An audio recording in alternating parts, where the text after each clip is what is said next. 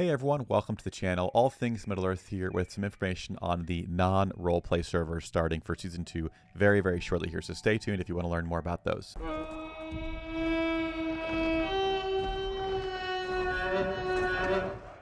Okay, so we had posted not that long ago some new information in the Discord, the Rise to War Discord, the official one, and I wanted to go through this for those of you who are interested in playing in non-roleplay servers, or even if you're like me, I think I'm going to play on a roleplay server. It's still good to know this stuff because it could influence your decision in the future, and just, it's good to understand how the game works. So depending on where you stand, hopefully this can be good information for you, especially if you're leaning towards the non-roleplay side, just some confirmations on how that can work. So first post here, we have the new ring power. This is for non-role-playing servers, as it says right there.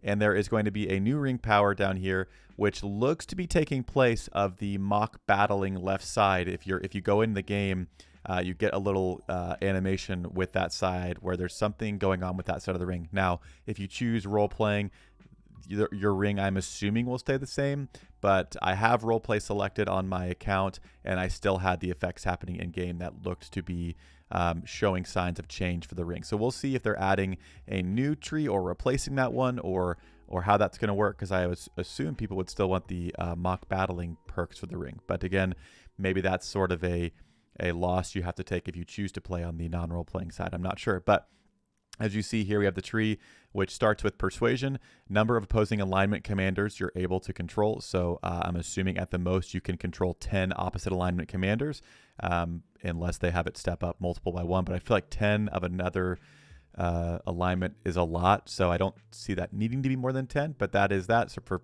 persuasion for the first one, and then that'll branch off to embassies. You can build embassies for the opposing alignment, which again will allow you to recruit to conscript troops of those opposite alignments. So that's the next one there, and then it branches off in two sides.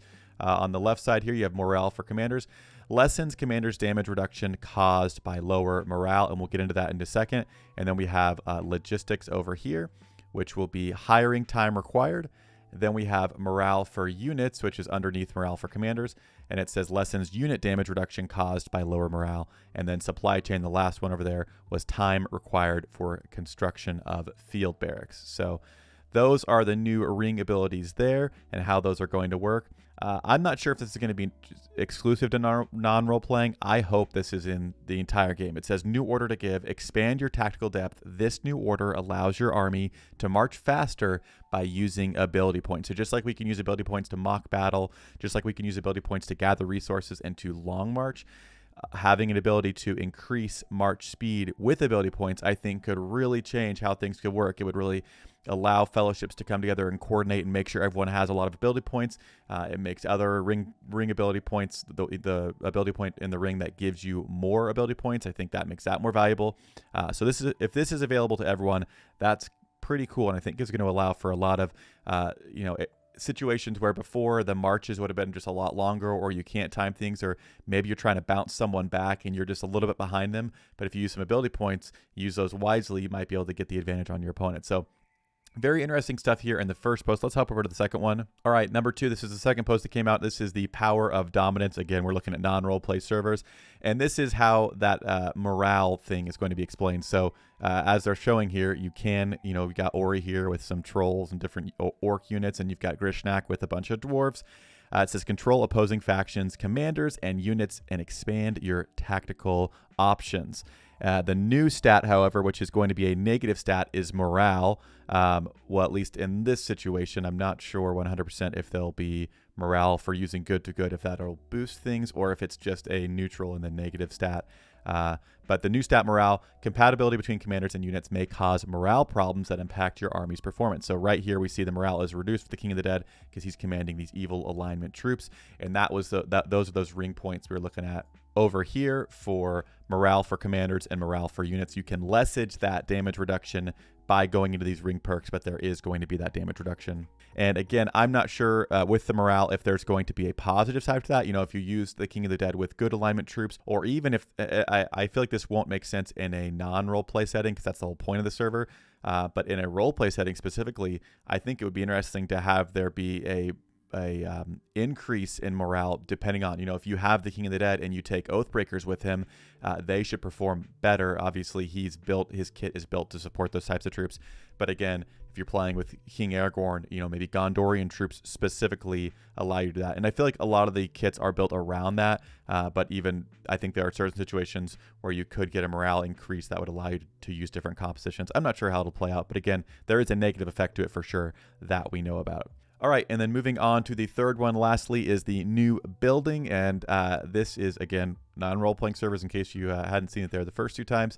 So if you choose the non-role-playing server, you'll be able to build an embassy. This is going to allow you to conscript and use those commanders and troops from other alignments, from evil alignment or good alignment, whatever the opposite one is for you.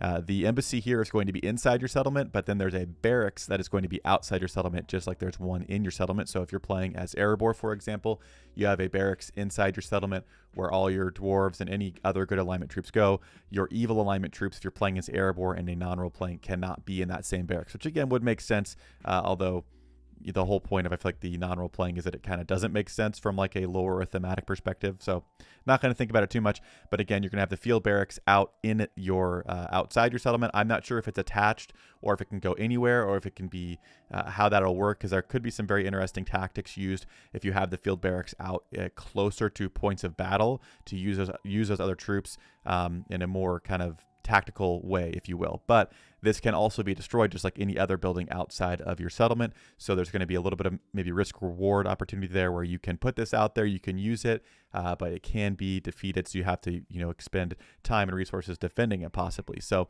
again, those are the 3 posts we have on this. They're also confirmed here, which we already knew this, that you can choose whether or not to receive good or evil alignment tips. But again, we did know that already, but just to confirm, we have that here. But those are the 3 posts we got in the Discord today, just with some more information on how the non-role player servers are going to work. But that's going to do it for me in this video. I hope you enjoyed it. If you did, consider hitting that subscribe button to join our fellowship here on YouTube. And as always, I'll see you in the next video.